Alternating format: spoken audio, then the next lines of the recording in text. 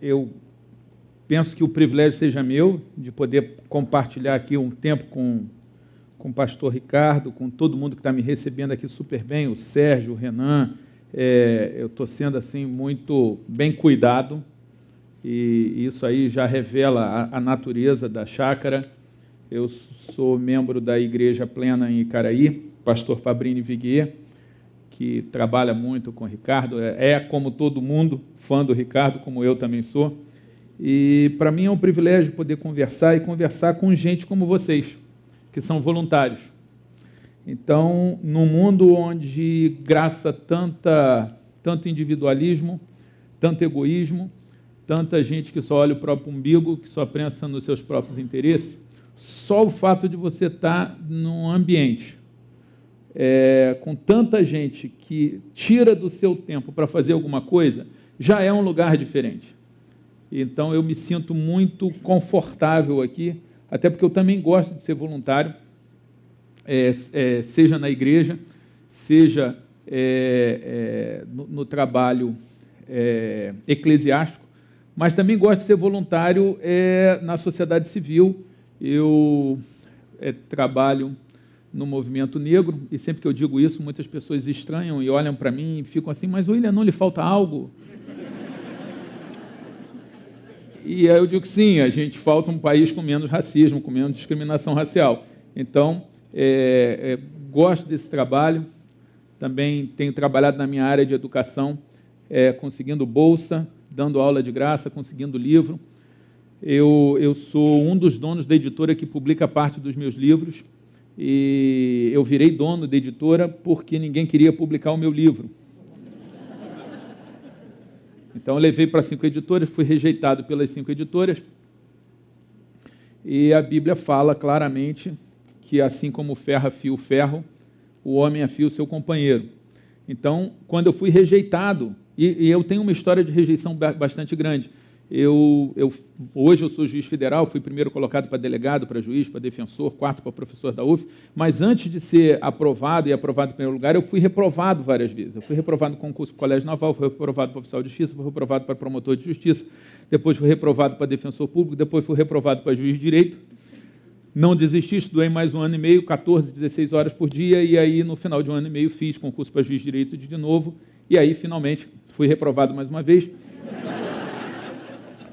E várias garotas que eu quis namorar não me deram bola. Então, a experiência da rejeição é algo, mas com o tempo, com oração, durante muito tempo eu achei que, por eu ser cristão, frequentar a igreja, que cantar no coro de adolescente, depois de jovens, que Deus iria, na hora da prova, mandar o seu socorro bem presente na angústia, e que o arcanjo Miguel levaria para mim o gabarito da prova. Durante muito tempo eu acalentei essa esperança, né, com fé. Só que depois eu descobri que Deus faz a parte dele e a gente tem que fazer a nossa. E aí eu comecei a estudar mais, paguei o preço que tem que ser pago para você evoluir. Eu costumo dizer que toda terra prometida tem um deserto antes. Eu não sei qual é a sua terra prometida. No meu caso era o concurso, naquele momento era o concurso. Mas eu não sei qual é o seu, mas eu sei que se você quer chegar a alguma terra prometida, vai ter um deserto antes. Se não tem um deserto antes, não tem terra prometida depois. Mas ainda é melhor o deserto do que a acomodação do Egito. Então, eu espero que se você não estiver na terra prometida, se tiver melhor, né, já chegou, mas se ainda não chegou, eu espero que você esteja no deserto, porque se não tiver, você está mais longe ainda. Mas isso pode mudar, você pode fazer aquilo que foi feito pelo povo de Israel, ou liderar ou ser liderado conforme a pessoa e seguir. Bem, eu sei que acabou que eu fui aprovado no concurso, deu tudo certo. Depois que eu passei no concurso, tive inclusive a impressão de ter ficado mais bonito. O número de garotas que se interessavam por mim aumentou. O que não deixa de ser uma esperança para cada um que se sente ou que é de fato feio, né? Porque o sucesso embeleza as pessoas, e sucesso não é um problema. Tanto que a Bíblia fala de sucesso lá, Josué fala como ter sucesso, a Bíblia fala em Provérbios que a sabedoria traz sucesso, fala em prosperidade. Claro que não é essa prosperidade que está sendo vendida aí, uma prosperidade muito material. A verdadeira prosperidade vai muito além disso, né? O conceito de sucesso lá fora é um, aqui dentro é outro. Então, eu não vou falar disso tudo, mas eu vou falar assim, Deus quer que você tenha sucesso, Deus quer que você seja sucesso, que você seja próspero, e isso começa estando no centro da vontade dEle, estando salvo, estando em paz, estando fazendo diferença onde você está, sendo instrumento, e vocês têm sido instrumentos, mas também objeto do amor de Deus. Às vezes o voluntário ele esquece que antes dele ser instrumento, ele é objeto do amor de Deus. Bem, eu sei que no final da história eu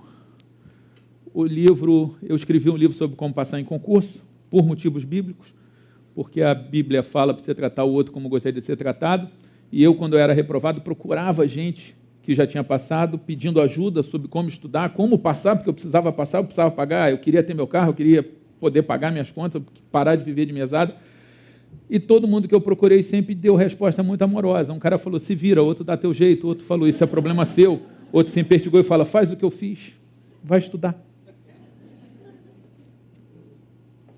E depois de tanta reprovação, eu tinha até desistido de estudar, tinha tomado a decisão de ou cuidar das fazendas de mamãe ou da metalúrgica de papai, porque eu não aguentava mais ser reprovado. Plano que teria dado certo se mamãe tivesse fazendas. Ou se papai tivesse uma metalúrgica, como não tinha, eu continuei estudando, acabei passando no concurso. E aí comecei a ser procurado por pessoas que queriam ajuda sobre como estudar, porque eu tinha sido o primeiro colocado, 15 minutos de fama, opa, o que houve? E aí, por motivos estritamente bíblicos e não pessoais, que eu não sou bonzinho, eu sou um pecador em recuperação, mas porque Jesus manda, só por causa disso, embora não fosse meu desejo natural, porque eu tinha mais o que fazer, tinha que curtir o cargo, tinha que fazer as coisas funcionarem, mas, opa, Jesus mandou, vamos fazer o quê, né? E aí eu comecei a ajudar, daí que surgiu o livro, daí que surgiu a rejeição do livro, e surgiram outros princípios bíblicos, como aquele de que você tem que testar. Eu testei o livro, fiz cópia, todo mundo gostou, e o princípio de que é o valente que conquista as riquezas. Isso está lá em Provérbios, o valente que conquista as riquezas. Falei, bem, já que nenhuma editora quer publicar o meu livro é bom, é útil, vai ajudar os outros, está calcado em bons princípios, em bons valores, eu vou fazer o seguinte, eu vou criar a minha editora, apresento meu livro para mim, e eu publico meu livro. E foi o que eu fiz, criei minha editora, apresentei meu livro para mim, fiquei na dúvida, mas acabei publicando meu livro, que foi o livro que eu já tinha outros livros técnicos antes, mas o livro que me fez ficar conhecido, virei o guru dos concursos, o primeiro guru evangélico do planeta, sou conhecido como guru dos concursos, o livro já vendeu mais de 200 mil exemplares, me levou a todo o estado do país, ao exterior, virei dono de editora, ganhei dinheiro, fiquei famoso, tudo isso com um livro feito para ajudar os outros. Então, quando a gente fala de ajudar os outros e se ser voluntário a ajudar os outros, é uma experiência muito forte e que cada vez mais eu vejo que funciona. A função mais importante que eu tenho hoje, que é de magistério, seja como escritor, seja como palestrante, eu aprendi como voluntário na EBD. Da onde surgiu o William professor, o William palestrante? EBD, professor da EBD. Comecei com criança, depois cheguei a dar aula para adolescente, e foi ali que eu desenvolvi essa capacidade. Então, eu achava que eu estava servindo, e estava, mas também estava aprendendo aquilo que hoje mais me dá prazer, que é transmitir conhecimento. Então, veja, como para mim é muito gostoso esse negócio de servir, estar com pessoas que servem é muito honroso, e eu fiquei muito grato pelo convite que me foi feito pela Chácara, e quero começar a falar desse assunto com vocês, lendo 1 Timóteo, capítulo 6, versos 17 e 18, se você não quiser procurar, eu vou falar vários textos aqui, então, para simplificar, eu vou dizer o texto, você, se quiser, anota o texto, depois faz lá uma revisão, se quiser olhar também, você é livre, tá? 1 Timóteo 6, versos 17 e 18. Ordena aos ricos deste mundo que não sejam orgulhosos, nem ponham a esperança na incerteza das riquezas, mas em Deus, que nos concede amplamente todas as coisas para delas desfrutarmos. Que pratiquem o bem, que se enriqueçam com boas obras, que sejam solidários e generosos. Com isso, acumularão um bom tesouro para si mesmos, um bom fundamento para o futuro, para que possam alcançar a verdadeira vida. Veja, eu fui até o 19. Quem não ponha a esperança na incerteza da riqueza, não suicida quando tem a crise de 2008, ou a de 2010, ou a de 2014, ou a de 2016, ou a de 2017. Então, não pôr a esperança na incerteza das riquezas é uma grande proteção para quem é rico. Aí você fala assim, mas William, isso aqui é uma reunião de voluntários, não uma reunião de ricos. Pode até ser que tenha ricos aqui, mas não é o propósito. Mas nesse texto, a Bíblia fala coisas que o rico deve fazer. E entre essas coisas, tem coisas que vocês fazem. Enriquecer com boas obras, serem solidários e serem generosos. Então, o que é determinado ao rico, você está fazendo, seja rico de dinheiro ou não. Mas aquilo que você faz vai trazer resultado, que eu acredito na lei do retorno, na lei da semeadura, ou na lei de Newton, se eu for falar em física, ou em física quântica. Todas as ciências que eu conheço, desde a teologia até a ciência mesmo, física, fala que aquilo que você faz traz repercussão. Isso está na Bíblia, mas você não precisa acreditar na Bíblia. Se você, que tudo que o homem semear, isso também colherá, você não precisa da Bíblia para isso. Se você não acreditar na Bíblia, acredite na agronomia. A agronomia também fala que tudo que você semear, você vai colher. Então, você consegue tirar a mesma sabedoria de fontes diferentes. E todas elas dizem, o que você faz vai repercutir na sua vida. Isso que vocês fazem acumulam para vocês um bom tesouro agora, um bom fundamento para o futuro, e fala de alcançar a verdadeira vida. E eu gosto muito de ler, eu comecei a ler sobre psicologia, eu gosto de psicologia. Eu fazia júri no direito, eu tenho um livro publicado de medicina legal, e a gente tem no direito um contato muito grande com a psicologia judiciária, com a psiquiatria forense. Eu sempre estudei muito isso, eu fui delegado de polícia, eu usava muito isso, depois como defensor. Então eu gosto do tema. Uma das coisas mais legais que eu já vi na psicologia é que uns caras pararam de estudar a depressão, a afasia, a síndrome de burnout, tudo que está dando errado, porque tem gente que estuda isso e tenta tratar, e chegaram os caras e falaram assim, não, vamos fazer diferente, vamos estudar quem é feliz, vamos ver o que esse cara feliz faz e vamos ver se isso é replicável. E daí surgiu a psicologia positiva, tem muito livro legal sobre isso, quem se interessar, depois vale a pena a leitura. Eles estudam gente feliz e o que os felizes fazem. E eles concluíram, isso aí, quem quiser tem um livro do Henry Cloud, que é um psicólogo clínico americano, cristão, fala muito no Willow Creek,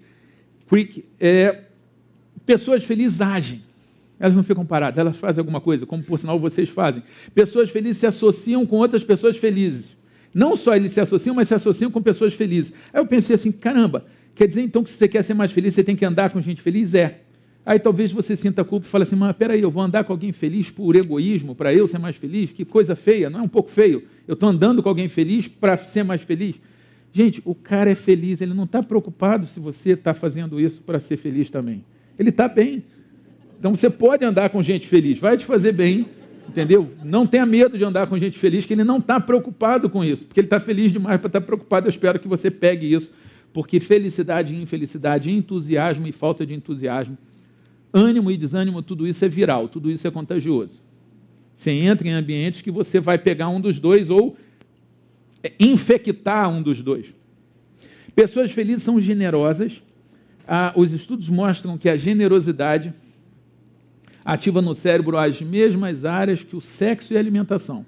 Duas das coisas mais prazerosas que Deus criou e que são mais viciantes justamente porque são prazerosas, que é o sexo e a alimentação, você ainda consegue aumentar em 50% essa conta aí com generosidade. Eles têm estudos, inclusive, que quando você dá um bônus para um executivo, os executivos que botam dinheiro no banco têm menos satisfação do que aqueles que gastam dinheiro com uma viagem ou fazendo algum tipo de generosidade com alguém. Então vejam, agir, se associar com gente feliz, se comunicar, ser generoso, não ficar sofrendo com o que você não pode mudar e trabalhar com o que você pode.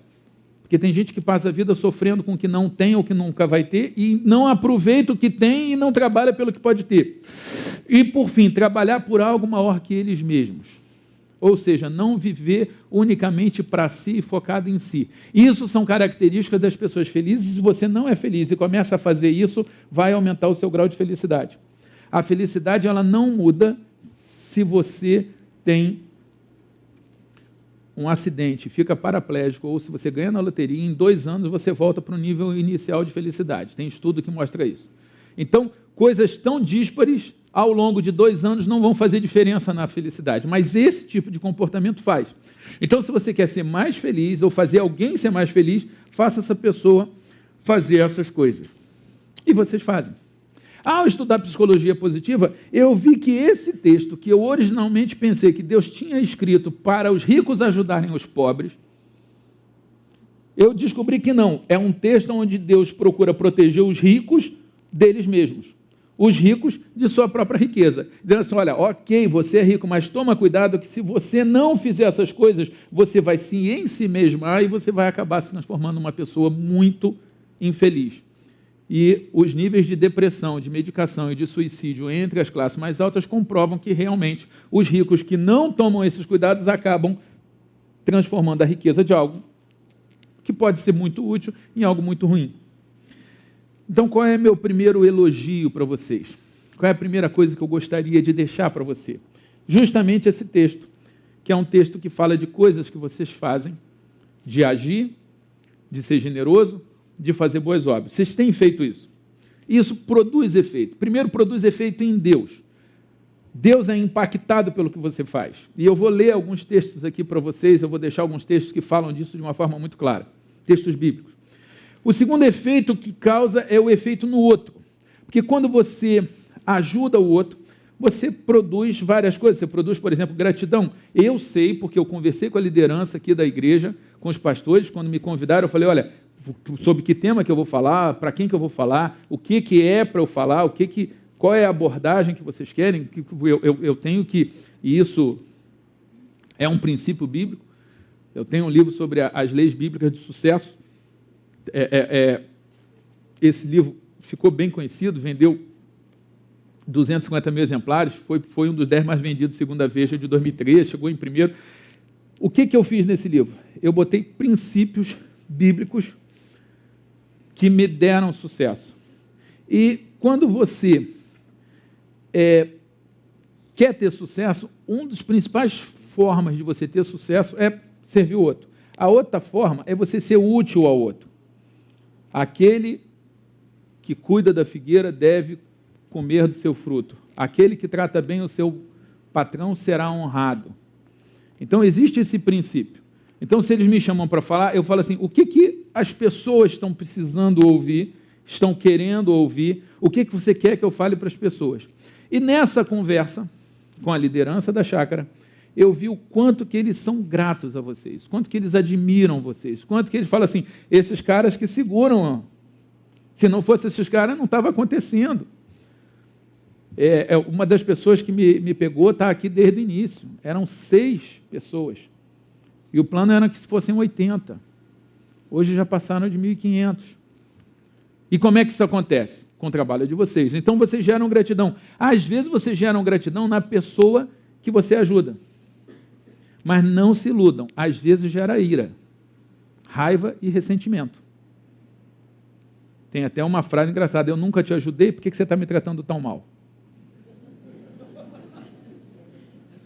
Porque isso os estudos mostram que às vezes quem está recebendo ajuda, ele está tão magoado, tão machucado, que a reação dele pode ser ruim. Ele está tão sem amor que alguém dá amor, e como o amor sempre foi algo que lhe foi negado, quando você dá amor para ele, ele vai te dar ódio, ele vai ficar com raiva de você, você empresta dinheiro para o sujeito, ele fica com raiva de você, porque ele não queria estar dependendo de você. Ele se sente inferior a você porque ele está pegando dinheiro. Gente, olha só, é exatamente isso. Você empresta o dinheiro e ele ainda fica chateado com você, fica com inveja de você. E olha, inveja é uma coisa poderosa, a Bíblia diz, não sou eu que estou inventando, não é coisa de nova era, não é coisa de umbanda, de mandinga, não, está na Bíblia. O ódio é cruel e tal, mas quem poderá enfrentar a inveja? E você, ao ajudar o outro, você pode criar inveja. Então, toma muito cuidado quando você toma a decisão de ajudar, porque pode gerar ira, inveja, ressentimento. Agora, de qualquer forma, vai gerar o socorro e vai ajudar a pessoa que está precisando. E talvez mude, e talvez comece um processo de mudança. Você ajudar também inspira as pessoas. Quando você está ajudando alguém, você vai estar inspirando outras pessoas a ajudar também. Então, por exemplo, e a gente tem que tomar cuidado porque a Bíblia diz que aquilo que a mão direita doa, a esquerda não deve saber. Então, de um modo geral, tanto a oração, quanto o louvor, quanto as esmolas, tudo isso deve ser feito em segredo. E o Pai que vem em secreto vai nos recompensar. Mas, por exemplo, às vezes você dá publicidade porque isso tem um efeito viral. Eu peguei, no final de ano, teve um ano aí que eu peguei, eu e minha esposa, nós pegamos os porteiros lá do prédio e levamos para a churrascaria com a família, com a esposa e com os filhos. E eu publiquei isso. E foi legal, porque tinha muita gente que nunca tinha ido a uma churrascaria. E foi até um pouco difícil de ver, porque as esposas dos porteiros se vestiram como se estivessem indo para um casamento. E aí você fala assim, caramba, para a gente é tão corriqueiro, tão cotidiano, tão usual ir a um restaurante, que a gente às vezes perde o contato com a realidade de que para algumas pessoas é a primeira vez na vida e elas se vestem como para um casamento. E aí eu publiquei as fotos e é interessante porque sempre que você faz as coisas, você apanha. Eu fiz um negócio legal, publiquei achando legal, e muita gente me bateu que eu não era cristão, que eu era um mau cristão, que eu não podia ter dado publicidade, Aí eu, peraí, calma. Aliás, eu já tive uma experiência lá com o pastor Carlito, que ele falou que eles começaram a fazer umas coisas lá em São José dos Campos, e que eles entrevistaram as pessoas, e os cristãos bateram na igreja, e os não cristãos, ateu, católico e espírita, um de cada, elogiando o trabalho que a igreja estava fazendo. E outros batendo, gente crente. Então você tem que tomar muito cuidado com o cristão, gente.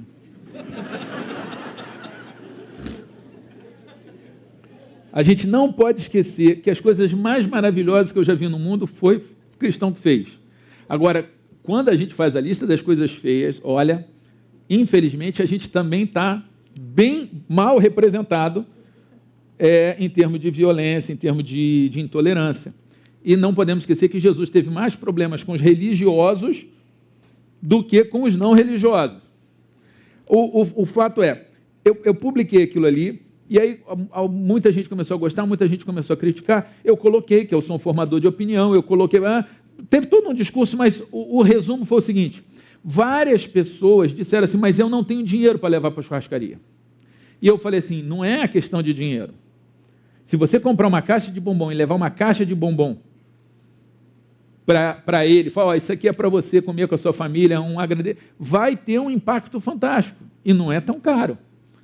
Agora, o mais legal foi, várias pessoas, eu fui contando, disseram assim, vou fazer isso. Então, e aí eu falei, olha, se eu perdi qualquer prêmio que Deus fosse me dar, ao dar publicidade desse meu gesto gentil, mas eu sei que pessoas disseram que vão fazer isso, essas pessoas que vão fazer isso, vão impactar porteiros que eu nem conheço. Tá bom para mim, eu aceito a troca. Até porque Deus tem cuidado muito bem de mim. Eu não aceito todas que mandar, mas não estou precisando de mais bênção do que eu já tenho. Mas aceito, deixe bem claro, eu aceito, eu sou um servo pidão, eu peço. É aquela lógica do advogado, né? Pede o juiz que diga não. Tem gente que diz que essa não é uma lógica correta, mas é uma das lógicas que acontecem na advocacia. Tem coisa que você realmente não tem que pedir. O que eu quero dizer é, há momentos em que o que você faz de bom é para ser feito em secreto, nos mais puros e estritos limites do texto bíblico que fala que o pai que vem em secreto vai, que a gente não pode fazer as coisas para receber o aplauso de terceiro. Mas, às vezes, você pode dar alguma publicidade até pela inspiração, e às vezes você não dá publicidade, inspira.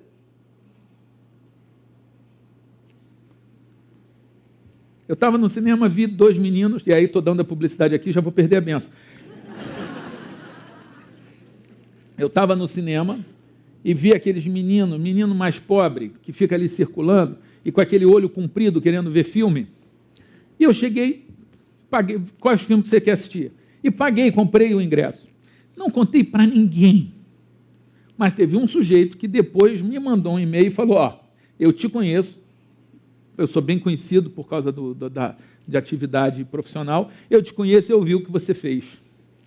Achei muito legal. Deus, quando quer, Ele dá publicidade. Talvez para inspirar aquele cara. Então, o que eu preciso que você saiba é, você está fazendo algo que não tem como, vai inspirar pessoas. E às vezes a inspiração vem através do incômodo. A pessoa vai ficar incomodada porque você tem tempo para fazer isso. Mas isso é um jeito, às vezes, de você mexer com a psique do sujeito que ele está sem agir. Bem, quais são as boas notícias que eu trago para vocês que são voluntários? Isso vai gerar muito aprendizado, como eu acabei de dizer que eu aprendi a ser professor na EBD. Vai gerar network, é um negócio legal, você vai conhecer pessoas, network é importantíssimo. Vai gerar status, porque você é um cara que serve, isso traz status. Aliás, há empresas que só contratam pessoas que fazem voluntariado. Se no teu currículo não tem nenhum voluntariado, você roda. Nada menos voluntário do que você fazer voluntariado para poder conseguir um emprego, mas eu não criei e eu não acho legal, mas é assim que está funcionando o planeta. Então, a filha da minha diretora de secretaria, ela concorreu à Disney um ano e não conseguiu, e não tinha voluntariado, eu recomendei, falei, não, manda ela fazer alguma coisa e colocar. No outro ano ela conseguiu, eu não sei o quanto que isso gerou impacto, mas a gente sabe que gera impacto. Ser voluntário faz as pessoas acharem que você é legal, mesmo que você não seja. E o Groucho Marx, ele diz isso, né, que sinceridade e honestidade é tudo. Se você conseguir fingir isso, você está feito. É triste, mas acontece. O que eu estou querendo dizer para você é, mesmo que o sujeito faça a coisa certa pelo motivo errado, alguns benefícios tem.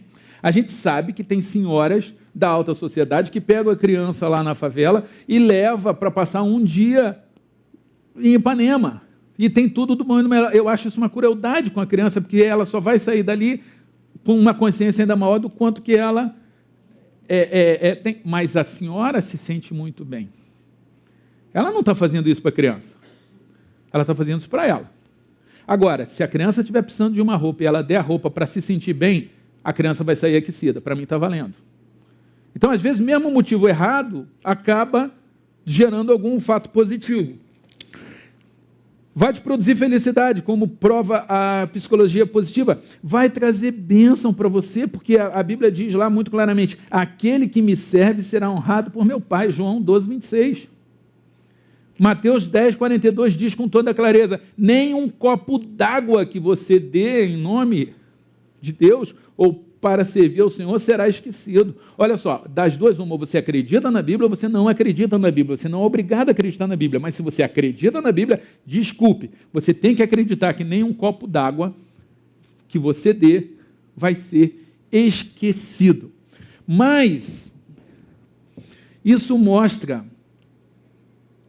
olha só quanta coisa legal, aprendizado, network, status, felicidade, bênção. E tem gente num grau de evolução espiritual extraordinário, que nem precisa disso. Tenho certeza que existem alguns exemplares desse tipo aperfeiçoado de ser humano aqui dentro. Não, William, mas peraí, não é para eu ganhar bênção, não é para fazer network, não é para eu pedir um novo emprego, não é para Deus me abençoar. Quer saber, William? É porque eu quero fazer. Quer saber, William? É porque eu sou grato a Deus. Quer saber, William? Tá bom para mim, se eu não ganhar nada, eu vou fazer. E eu tenho certeza que se eu perguntar aqui, a votação vai ser enorme. Se você não ganhar nada disso, você continuaria fazendo? Eu sei que muitos fariam. E se alguém fala assim, pô, William, não dá para ter um tipo de bênção? Não, estou aceitando, estou precisando. Ok, está prometido. É igual o dízimo. Dízimo a gente tem que dar por amor, mas se não der por amor, está lá dizendo que fazei prova de mim, que eu vou abrir a janela do céu. Eu acredito nisso. Então, olha quanta coisa legal. Isso mostra que a sua fé não está morta. Tiago 2,26. Porque aquele que diz que tem fé e não tem obras, a sua fé é morta. Não são palavras minhas, são palavras da carta de Tiago. Então você consegue provar que a sua fé não está morta. Mas, é ainda no campo da recompensa. Olha que texto fantástico. Hebreus 6:10. Porque Deus não é injusto, olha a contundência do termo utilizado. Deus não é injusto para se esquecer do vosso trabalho e do amor que mostrastes para com o seu nome, pois servistes os santos e ainda os servis. Então, nesse momento que é principalmente um momento de homenagem a vocês, de agradecimento a vocês, de elogio a vocês pelo que vocês têm feito, eu quero ler a Bíblia e dizer que Deus não é injusto para se esquecer do quanto que você tem feito. Que você serve aos santos. Isso, não vamos perder isso. Então, peguem esses versículos, leiam esses versículos.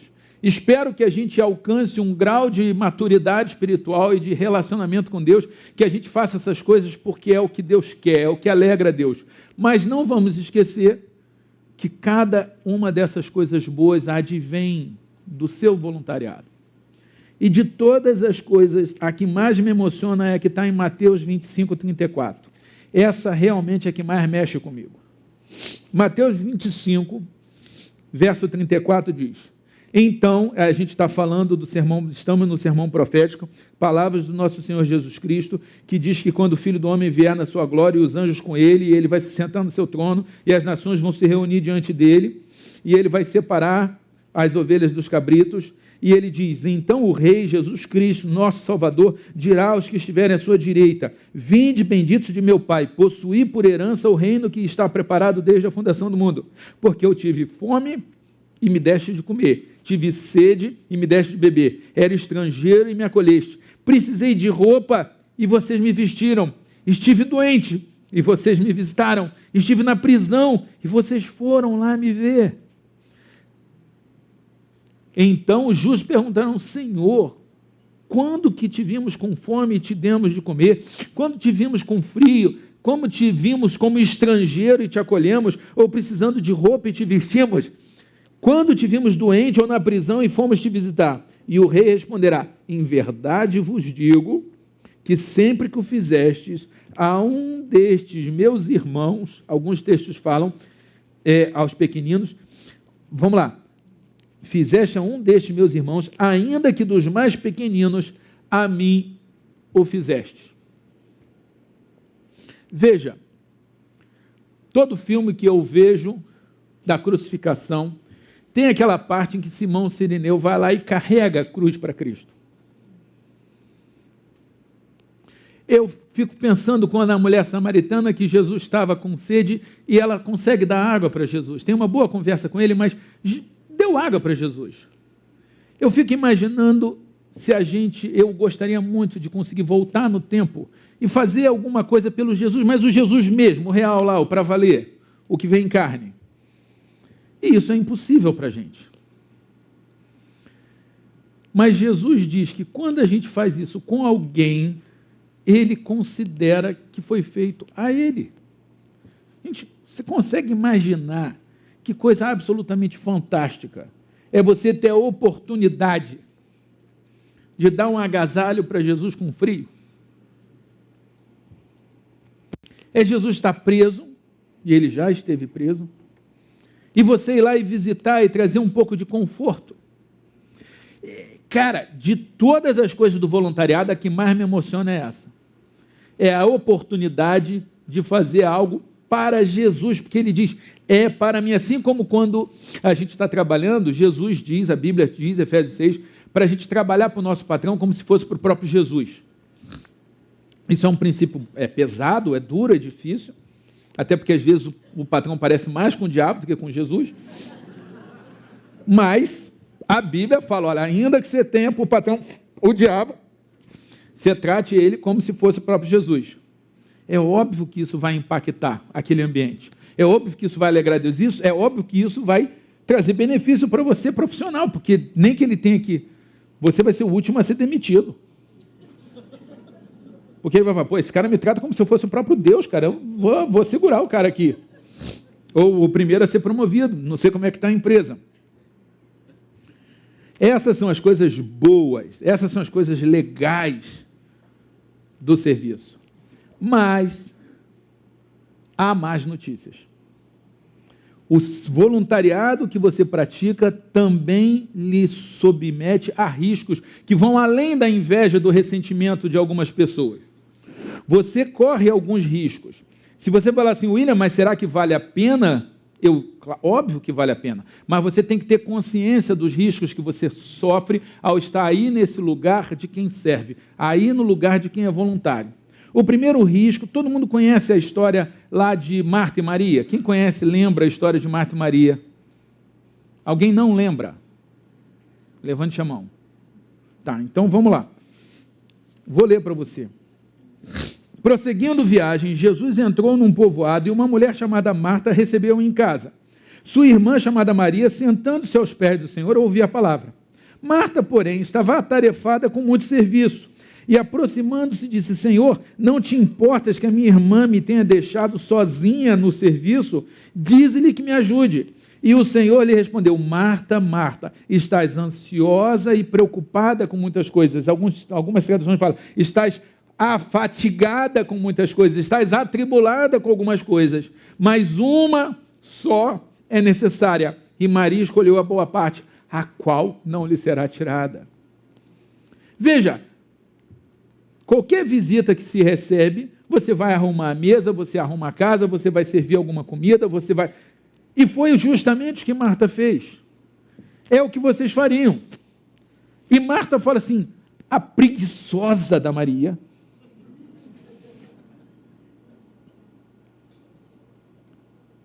parou e ficou batendo papo. E, olha, talvez em algum momento você, voluntário, já tenha olhado para algum, desculpe o termo, mas inútil. Você fala assim, pô, eu estou aqui cheio de tarefas, esse cara não está fazendo nada.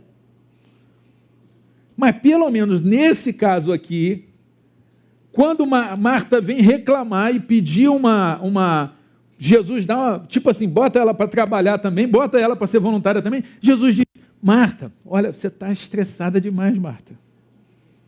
Maria escolheu a boa parte, a qual não será tirada. Então eu estou preocupado e eu preciso falar isso para você. Toma cuidado com o ativismo. Toma cuidado com você chegar a um ponto que você está tão afatigado que você perde a melhor parte. A única que é necessária, que é a intimidade com Deus. Então toma cuidado. Tipo assim, tem um monte de coisa legal pelo que você faz, parabéns por isso, graças a Deus por isso, você vai ser recompensado por isso, não tenho dúvida nenhuma, mas olha, pare e fala assim, vem cá, será que eu virei Marta? Será que eu estou tão afatigado que eu perdi a intimidade que eu tenho que ter, que é a melhor parte? Como você enfrenta o ativismo? Primeiro, conseguindo mais voluntários para dividir o trabalho. Como vocês vão fazer isso? Não sei, mas vocês precisam impactar e trazer mais voluntários. Segundo, melhorando a gestão. Porque quanto mais você profissionaliza a gestão, melhor. Sendo mais inteligente, sendo mais esperto, isso está na Bíblia. A Bíblia diz assim, não havendo bois, o estábulo fica limpo, mas pela força do boi, a abundância de colheita. O boi dá trabalho, o sistema dá trabalho, a informática dá trabalho, o treinamento dá trabalho, mas quando você faz isso, você tem uma colheita mais abundante. Você fazer uma melhor administração do tempo. Agora ainda tem outro problema, que é a anemia, que é a perda de fluidez. Anêmicos não doam sangue. Vocês sabem que a gente está com um surto, uma onda de suicídio de pastores e padres? A gente está vivendo isso hoje. Pesquisas demonstram que 70% dos pastores estão lutando contra a depressão, 71% se dizem esgotados, 80% dizem que o ministério trouxe um efeito negativo nas suas famílias e 70% não tem um amigo próximo. Sabe o que está acontecendo com esses pastores? O mesmo que aconteceu com Marta. E a gente tem que se preocupar com você, a liderança desta comunidade se preocupa com você, de que você não caia no mesmo risco, de você estar servindo a Deus, até por bons motivos, mas está ficando anêmico. Então você precisa tomar cuidado com isso. E como que você toma cuidado para não ter essa anemia? Sendo pastoreado. Tendo o seu momento em que você não está sendo instrumento do amor, mas objeto do amor. Você precisa ser objeto do amor, você precisa ser abraçado, você precisa ser acalentado, você precisa ser pastoreado. E se você parar de procurar isso achando que o fato de estar servindo ao Senhor vai compensar, eu estou aqui para te dar uma péssima notícia. Não vai compensar. Você tem que cuidar da sua saúde espiritual, de ser pastoreado e de ser fraco e de estar cansado.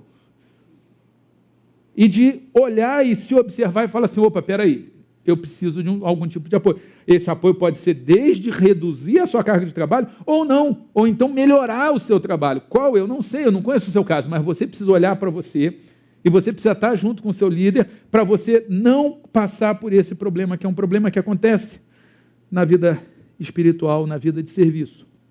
Nós fomos chamados para servir, mas nós precisamos servir. E quando você, na pior das hipóteses, uma questão de produtividade. Se você começar a ficar mal, você vai servir mal. Mas é claro que Deus não está preocupado com isso. Essa igreja, tenho certeza, não quer que você fique servindo sem estar bem.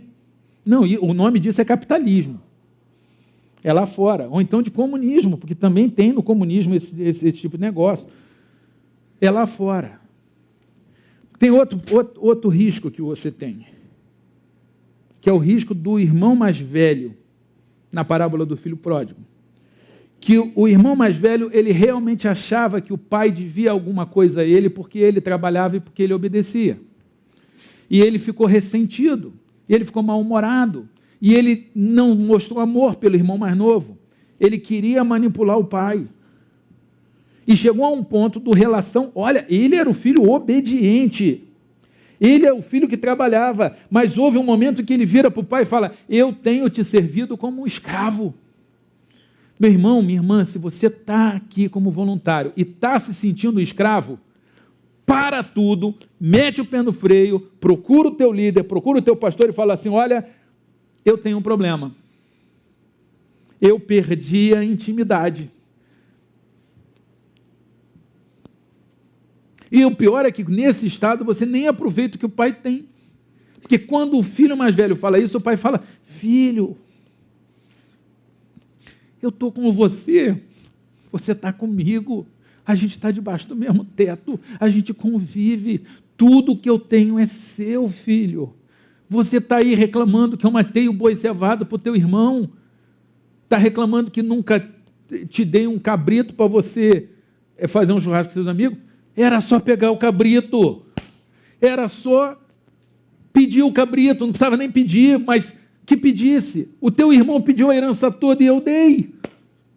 Se você me pedisse o cabrito, você ia ganhar o cabrito. O problema é que você estava tão preocupado em servir para merecer o meu amor, que você esqueceu que a gente está junto, que tudo que eu tenho é seu, e acabou ficando chateado com outro que ganhou mais do que você. Como às vezes nós, cristãos, ficamos chateados. Eu já fiquei chateado com Deus por causa do helicóptero do meu amigo.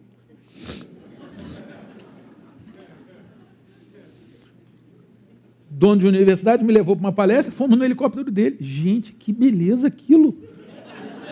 Rápido, simples, sem quebra-mola, sem sinal, sem farol. E eu estou ali, eu me pego falando, Deus, ele nem crente é, Senhor.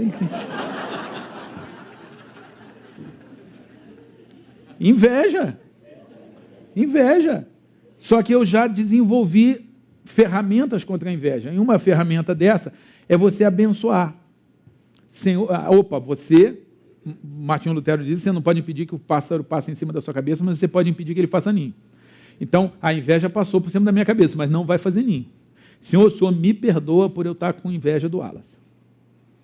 Senhor, que bom que o Senhor é um pai bom que dá coisas boas para todos. É seu, o Senhor dá para quem o Senhor quiser. O Senhor tem me dado bastante... Foi uma conversa longa. Para deixar esse assunto bem resolvido. E que mais? Aí é que você arrebenta com o diabo. Que mais, Senhor? Dá 3 helicópteros para o Wallace. E olha, com sinceridade, Senhor, dá 3. Dá 3. E aí, seguindo outro princípio, eu falo assim, bem, eu agora quero um helicóptero. Quantos livros eu preciso fazer, quantas palestras eu preciso fazer para eu ter o meu próprio helicóptero? Não vou invejar, eu vou trabalhar para ter o meu. Gente, quando eu fiz as contas,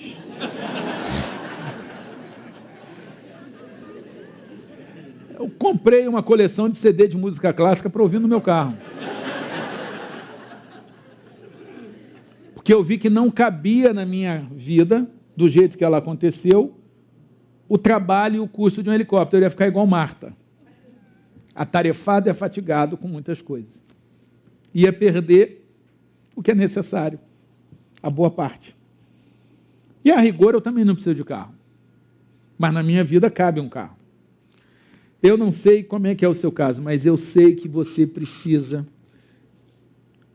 fugir dessa relação com Deus, de eu trabalho para o Senhor me deve alguma coisa. O que o Senhor vai fazer com a minha fidelidade?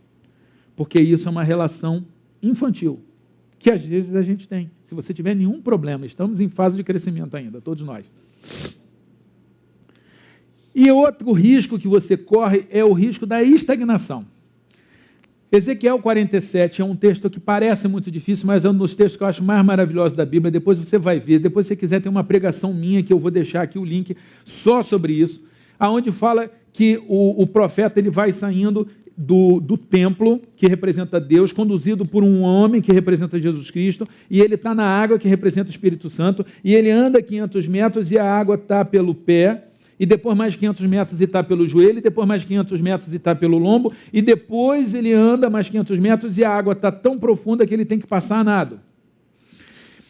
E aí, o que isso significa? Qual é a lógica disso? Quando você entra no Evangelho, você entra com o pé, já meteu o pé no Evangelho, já está bom, mas você ainda está só começando. Você anda mais um pouco na sua vida espiritual, você começa a reconhecer a soberania de Deus e que precisa dele, você começa a orar e você se põe de joelhos e você ora e você clama. E se você continua evoluindo e vocês já chegaram nesse ponto, você começa a trabalhar para Deus. É o lombo está na água, você colocou o seu lombo a serviço, o seu trabalho, a sua força, a sua carteira, porque ela também fica na altura do lombo, você botou a sua carteira para servir a Deus, você vai dizimar, você vai ofertar. Só que, pelo que está lá em Ezequiel 47, isso ainda não é nem metade da sua vida espiritual. A água que cura, a água que transforma o mar morto em um mar doce, a água que faz haver vida, a água que a Bíblia diz que aquele que conhecer, rios de água viva fluirão do seu interior, aquilo que Jesus disse para a mulher samaritana, olha, é uma água que quem bebe nunca mais tem sede, só vai acontecer, não é quando você trabalha para Deus, que a água está pela cintura, é quando você está afogado no Senhor, é quando você está nadando de braçada, e é nessa fase que cura as doenças, é nessa fase que surgem árvores dos dois lados do rio. Eu estou citando o texto de Ezequiel 47. O que eu estou querendo dizer para você, olha, é legal demais você trabalhar para Deus, mas quer saber? Isso não é nem metade da sua vida espiritual. Isso não é garantia de que você vai fazer a grande diferença, porque a grande diferença quem faz não é o nosso trabalho, mas é o Espírito Santo atuando na nossa vida. Então você pode trabalhar para Deus, que bom, continue, por favor, precisamos, mas não ache que isso resolveu e encerrou a sua vida espiritual, você tem que ir mais fundo, você tem que ir mais profundo. Eu estou num hotel e eu peguei o shampoo para lavar o cabelo, para vir aqui, e eu li no shampoo, shampoo assim, hidratação profunda, um shampoozinho pequenininho. Gente, água representa o Espírito Santo, e profunda é profundidade. Eu falei, gente, isso é profético. Eu vou contar isso para as pessoas. Você precisa de hidratação profunda. Até o cara que fez o shampoo do hotel sabe que hidratação profunda é necessária. E olha só, o serviço ainda não é a hidratação profunda. Serviço é serviço.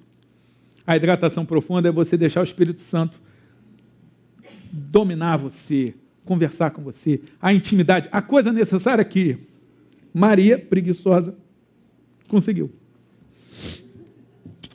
Como que você resolve isso tudo? Com crescimento espiritual, com crescimento emocional, com ir mais fundo. Então, de todos os riscos que vocês correm ao se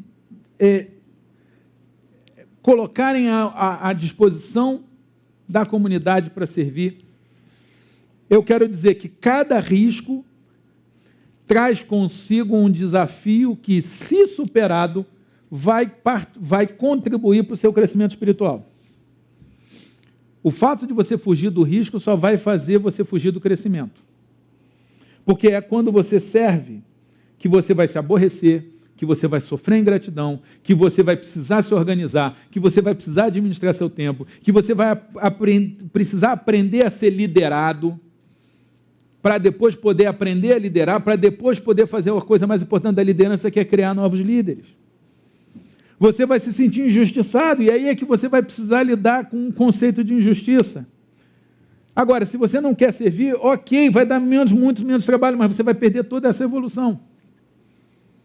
Então, servir te traz um monte de coisa boa, um monte de risco e problema se você não tomar cuidado, mas se você conseguir superar isso, vai te trazer mais coisas boas. Então, servir traz coisas boas e coisas boas. No início, no fim, no meio tem um pouquinho de problema para você administrar. Mas esse problema que faz você crescer, porque já foi dito que os grandes marinheiros e navegadores devem a sua fama às tempestades. Mar tranquilo não faz bom marinheiro. Gente parada não evolui. Isso é o que eu queria falar com você antes de entrar no tema da nossa palestra. Porque em algum momento aí você deve estar se perguntando, mas o assunto não era um negócio aí de formigas?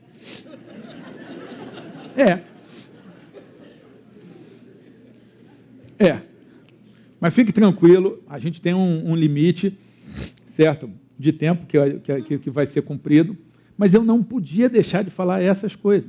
Até porque as coisas que eu vou falar sobre as formigas, tem uma palestra minha só sobre formigas no meu site, williamdouglas.com.br. William com W de Wonderful, com 2 L's, com M de magnífico, magistrado, modesto. williamdouglas.com.br/cortesias. Lá tem uma palestra sobre como passar em concurso, lá tem uma palestra sobre maratona, e eu tenho orgulho de dizer que eu sou do 119º colocado na Maratona Internacional de Curitiba. Eu sou o 219 dos 221 que completaram a prova. E sempre que eu conto isso, muita gente ri do meu resultado. Pessoas que não correram uma maratona, que não correram 42 quilômetros. Porque na vida é assim, tem gente que corre, meu caso, e tem gente que ri de quem corre. Alguém aqui já correu uma maratona, 42 quilômetros? Levanta a mão. Uma? Meia. Já está mais do que o dobro do que o resto. E ali, uma colega. Meia também. Tirando, a meia tem uma meia dúzia e nada a multidão. E maratona, eu e mais uma. Tem gente que corre, tem gente que ri de quem corre. Eu não estou preocupado, eu até quero te agradar, mas se eu não te agradar, ok. Eu tenho que me agradar. Eu tenho que ser feliz com as minhas escolhas. Eu estou muito feliz de ter sido 219. Eu não perdi de 218. Eu ganhei de todo mundo que não correu, inclusive vários aqui. Ganhei de todo mundo que desistiu, e foram muitos, e de mais 2 caras. Esse é o meu resultado. Mas o mais brilhante é que eu ganhei do William gordo e preguiçoso que não queria correr. Que precisou se superar. Que precisou treinar, que precisou alongar. Esse William eu ganhei. Um William que emagreceu 23 quilos, que regularizou a pressão arterial, que aprendeu um monte de coisa, que viveu um monte de experiências e que realizou algo que não tinha sido preparado para, porque meus pais me prepararam para ser nerd, servidor público, passar em concurso. Eles não me prepararam para ser um atleta e eu consegui lá fazer algo que eu não tinha sido preparado, mas que eu queria fazer. E ninguém consegue ver isso. E por que eu estou dizendo isso, contando isso para vocês? Porque tem gente que corre, tem gente que ri de quem corre. Eu tenho certeza que quando você está correndo o serviço do voluntariado, o serviço ao Senhor, o serviço ao próximo, quando você está correndo, fazendo aquela imbecilidade de gastar o seu tempo e ficar atribulado, porque não tem como, a gente fica de vez em quando para conseguir servir, e ter aqueles conflitos que, poxa, tem o casamento da amiga, poxa, tem esse passeio, e eu vou deixar de fazer isso, ou eu vou ter... porque eu vou lá servir, ou eu vou conseguir alguém para trocar o meu plantão, porque a gente faz isso desde o quartel, a gente faz isso, às vezes o negócio é tão importante que você arruma alguém para fazer o teu plantão, você vai ter todo esse trabalho para quê mesmo? para ser injustiçado, para não ser promovido, para não ser reconhecido. Não é nem tanto o caso de vocês, só o fato de a gente estar reunido aqui mostra o reconhecimento que se recebe. Mas o que eu quero dizer é, quem não está correndo a corrida do voluntariado vai rir de você, porque ele não vai entender a sua corrida. Mas você precisa, é você que precisa entender por que você está correndo. Eu estou muito satisfeito com as corridas que eu escolhi e com os resultados que eu obtenho, mesmo sofríveis do ponto de vista da comparação com outros. Mas eu estou lá, eu corri. Então eu estou falando isso para você falar assim, tem gente que corre, tem gente que ri de quem corre. O cristianismo é uma corrida que quem não está correndo, quem não está no rio, quem não está se aprofundando cada vez mais no Espírito, vai achar uma grande estupidez, um grande desperdício de coisas que o mundo oferece. Então, quando você tiver alguma dúvida, você fala assim, vem cá, essa é a corrida que eu escolhi correr? Se tem alguém rindo, ok, tem gente que corre, tem gente que ri de quem corre. Amém. Louvado seja o nosso Senhor, que a gente pode escolher as corridas que a gente quer correr. O que eu gostaria de falar com você? No meu site, williamdouglas.com.br/cortesias, tem a capa do 25 Leis, tem lá a palestra do 25 Leis para você assistir com coisa de sucesso. Tem a capa do Sociedade com Deus, que é a continuação desse livro, que esse livro eu escrevi para ateus. Eu não falo de Deus, de religião, de salvação, de inferno aqui, eu só falo de produtividade, carreira e tal. E com isso acabei alcançando muita gente em livrarias seculares, publicado por uma editora secular. Por quê? Porque a gente tem que ir aonde as pessoas ainda não conhecem Jesus. Também, né? Não só lá, mas também. Tem a palestra disso. Tem a palestra das formigas. Está lá a palestra das formigas, falando bastante sobre o assunto, e você pode, se quiser, elastecer, fazer a gente conversar mais um pouco. Tem a palestra sobre maratona. Maratona e superação pessoal. Se você tiver curiosidade, tudo que eu aprendi correndo, maratona. Tem bastante coisa lá. Tem essa palestra de Ezequiel 47, que fala desse rio que vai ficando mais fundo. Agora, para não ser indelicado, eu quero ler o texto lá das formigas, que diz o seguinte: observe a formiga preguiçoso. Bem, já não é com você, porque você é voluntário. Mas veja, observe, reflita nos seus caminhos, seja sábio, pode ser com você. Porque isso aqui tem a ver com teoria do conhecimento, com epistemologia, com um monte de palavra bonita. Observar, refletir e aprender. Isso aqui é uma sequência. Você presta atenção, você pensa sobre o assunto e você aprende. E aí é o que ele fala, olha a formiga, ela não tem chefe, nem supervisor, nem governante, e ainda assim armazena as suas provisões no verão, na época da colheita, junta seu alimento. Ela se provisiona para o futuro, ela é automotivada, ela tem um propósito, ela age. Olha que coisa fantástica, formiga. E aí vem a pergunta, até quando você vai ficar deitado, preguiçoso? Quando se levantará do seu sono? Veja, vocês não são preguiçosos, senão vocês não estariam aqui. A reunião de hoje não foi aberta para preguiçosos. Não podia vir. De repente o cara não é preguiçoso, ele não pode, não estou aqui para fazer autocrítica de ninguém. Conhece essa frase?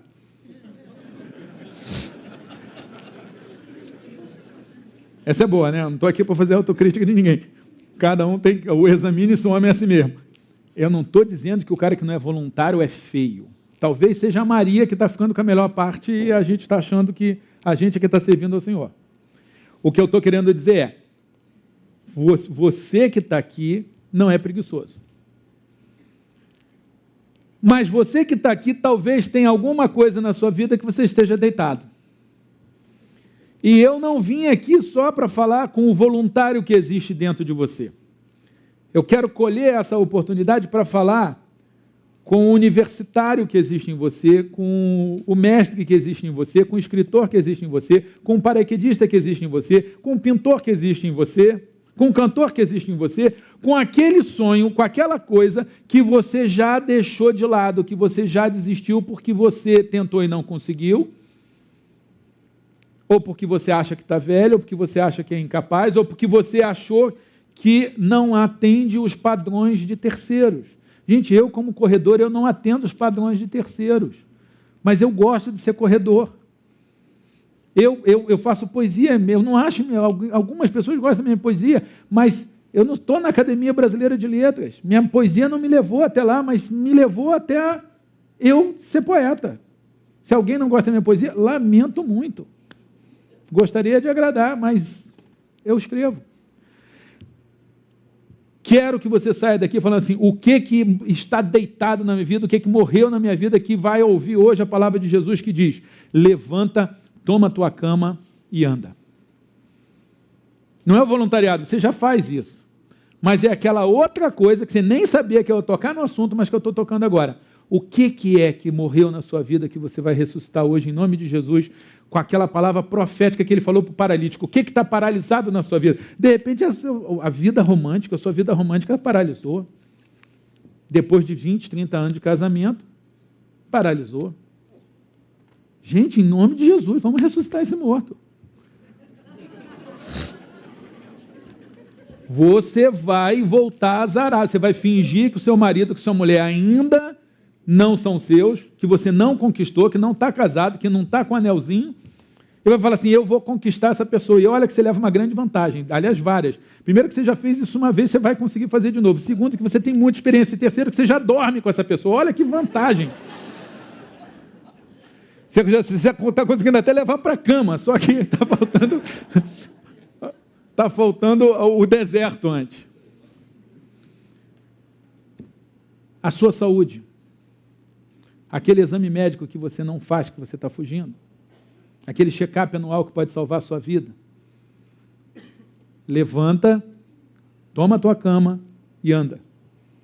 Cada um aqui tem uma cama onde está deitado, que vai levantar, em nome de Jesus, e vai andar. E a gente conseguiu falar desse assunto te enganando, falando que era de voluntariado. Mas pode ser que a palavra para você hoje não seja do voluntariado, seja esse 1 minuto e meio que eu gastei aqui falando assim, levanta, toma a tua cama e anda no lugar da sua vida que é importante para você e que nesse momento está paralítico, que está acamado, que está na UTI. Sai em nome de Jesus. Vamos lá. O nosso amigo Salomão, inspirado pelo Espírito Santo, mandou a gente estudar as formigas. Ele já fez algumas avaliações naquela época, por exemplo, o fato dela ser automotivada, dela se provisionar, ele já conseguiu observar isso. Mas hoje, com a evolução da ciência, a gente sabe muito mais sobre as formigas do que Salomão pôde saber naquele momento. Os estudos que já foram feitos, o nome desse estudo é mirmecologia. A gente agora está falando há alguns poucos minutos, poucos mesmo, sobre mirmecologia, que é o estudo científico das formigas. As formigas são fantásticas, existem mais de 15 mil espécies de formigas. As formigas representam 15 a 20% de toda a biomassa animal da Terra. Só de uma forma ainda mais simples. Se somar o peso de todos os humanos, nós vamos pesar menos que o peso de todas as formigas. 7 bilhões de seres humanos e a gente pesa menos do que os bilhões e bilhões e bilhões de formigas. As formigas, elas são praticamente indestrutíveis. Você tem formiga em tudo quanto é canto, e você tem, inclusive, já acharam um formigueiro, porque o que você vê do formigueiro é só a entrada, ele é muito maior. Existe um formigueiro com mais de 5 mil quilômetros, ele cruza a Europa, é um formigueiro internacional. A formiga carrega 50 a 100 vezes o seu peso. Ela consegue sobreviver. Eu tenho certeza que muitas pessoas aqui já mataram uma formiga com a ponta dos seus dedos. Quem? Confessa. O juiz adora uma confissão. Confessa. Também estou aceitando delação, você que sabe.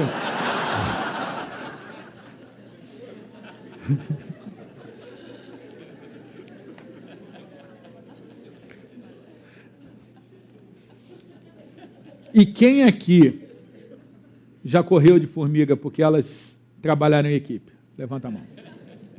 Quem aqui, você se distraiu, as formigas foram lá e se vingaram daquele assassinato que você cometeu e botaram um cara do seu tamanho para correr? Quem aqui já correu de formiga?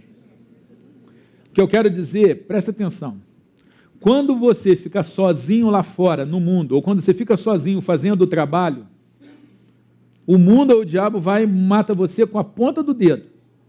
Mas, quando você se junta com outras formigas, isso aqui é uma reunião de formigas, olha, a gente bota o diabo e o mundo para correr.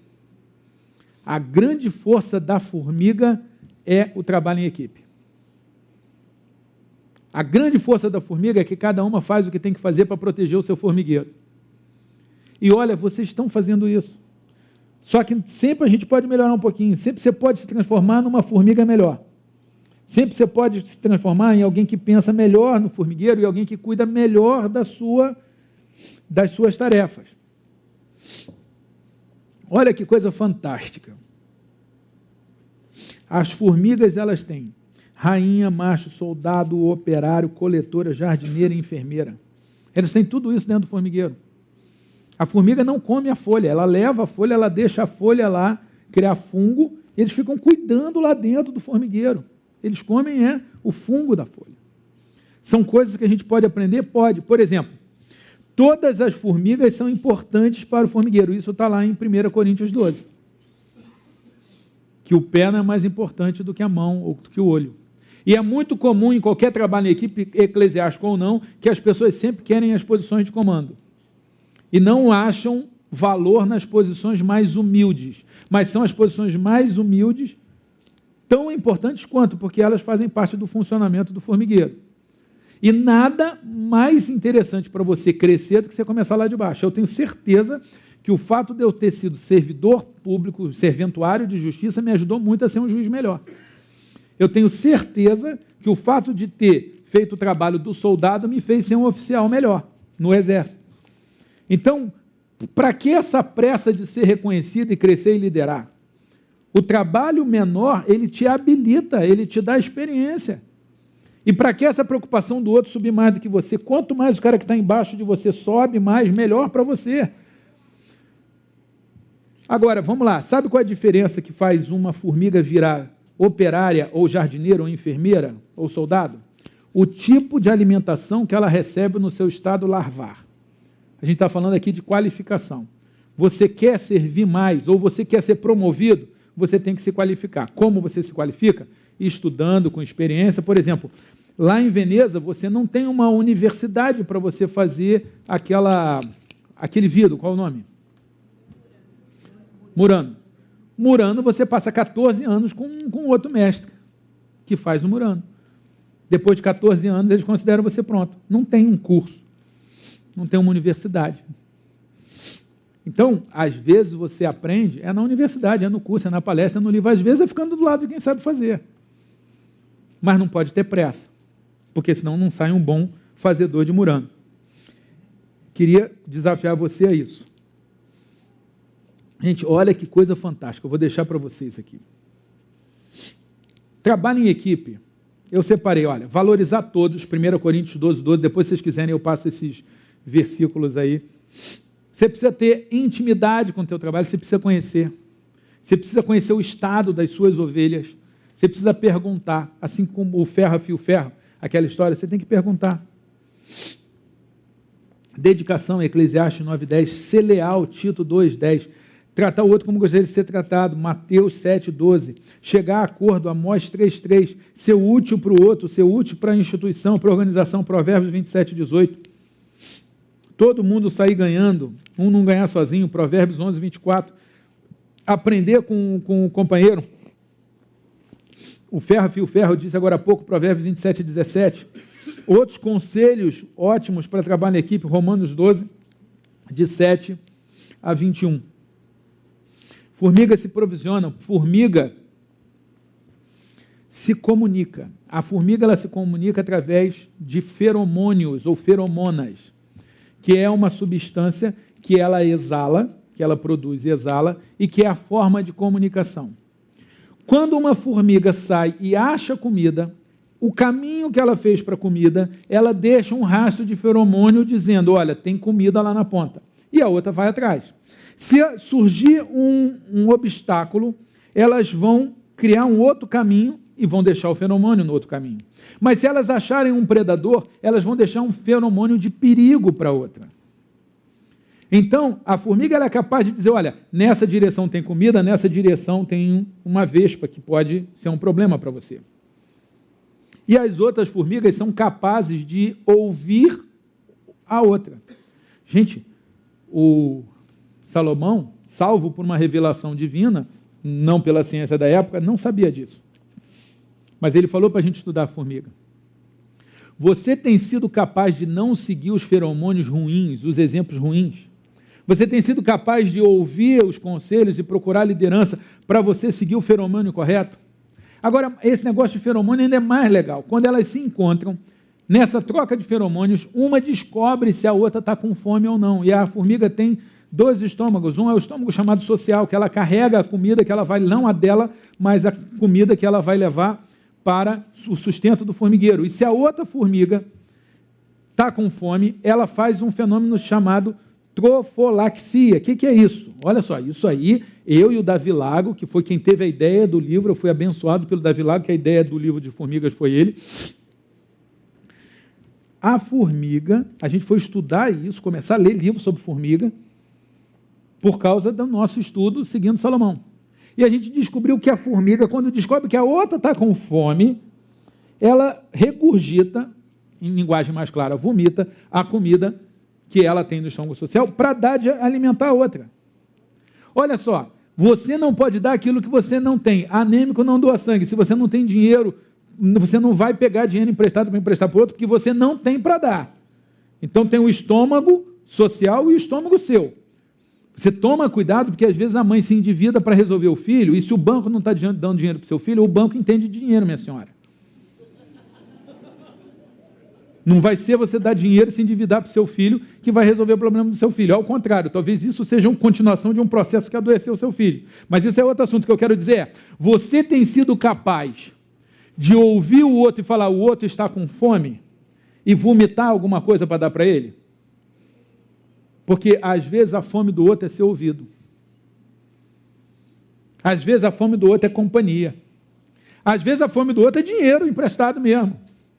E a Bíblia fala para a gente não se desviar de quem quer que lhe empreste.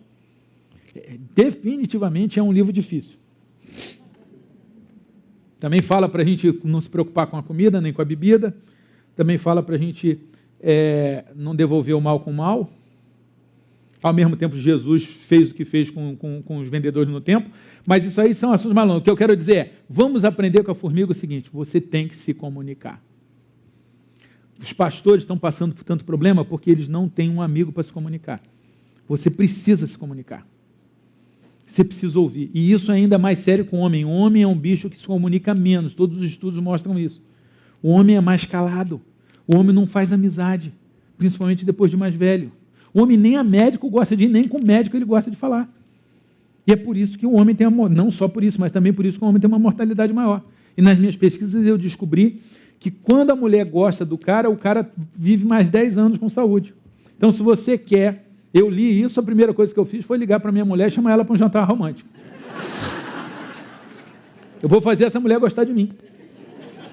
Se não for por amor, é para eu viver mais 10 anos com saúde. Mudei. E tem um outro estudo que normalmente quem leva o homem ao médico é a mulher. Aí eu falei, opa, a mortalidade e a falta de saúde do homem que a mulher não gosta tem a ver porque a mulher não gosta dele, deixa morrer. Se a sua mulher não está insistindo para você ir ao médico, amigo, luz amarela. Mas vamos lá.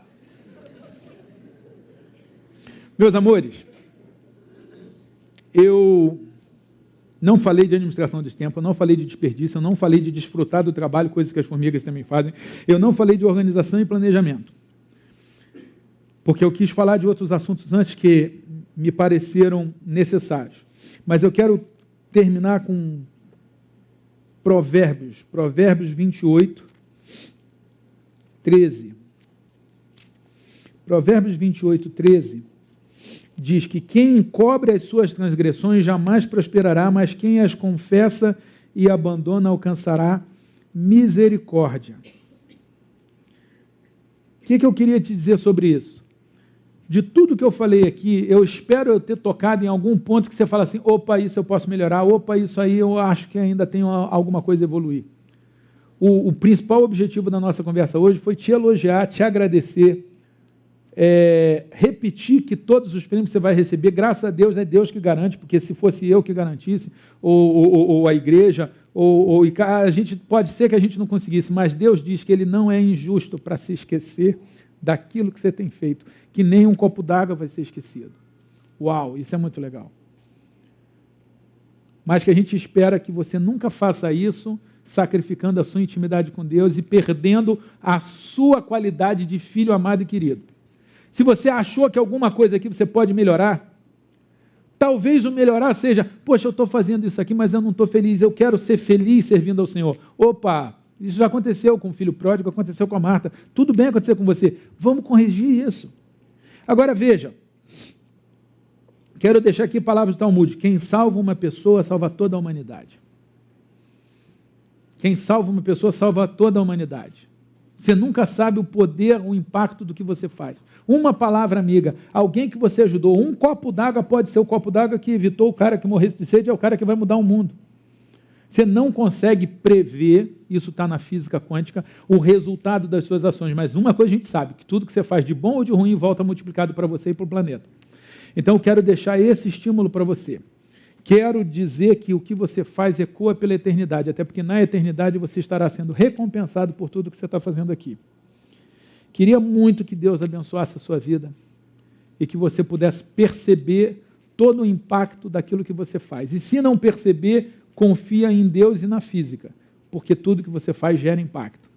Que você se deixasse ser objeto desse amor, não só instrumento dele. Porque você não pode pegar o amor de Deus e jogar para os outros. Você tem que pegar o amor de Deus, experimentar o amor de Deus. E aí, quando você vive o amor de Deus, você pode passar o amor de Deus. E isso, gente, tem a ver com a vida espiritual. Você experimenta Deus e rios de água viva fluirão do seu interior. Se você não está bem e está ajudando os outros, achando que isso aí, não, mas eu não estou bem, mas eu estou ajudando os outros. Não, me desculpa.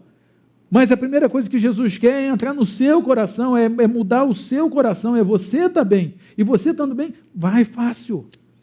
Por que Jesus, sempre os discursos, Jesus falava com autoridade, porque o fariseu, ele não vivia aquilo e ele foi ficando cada vez mais seco. Mas Jesus vivia aquilo, por isso ele tinha autoridade. Ele falava daquilo que ele vivia. E a gente quer que você viva isso.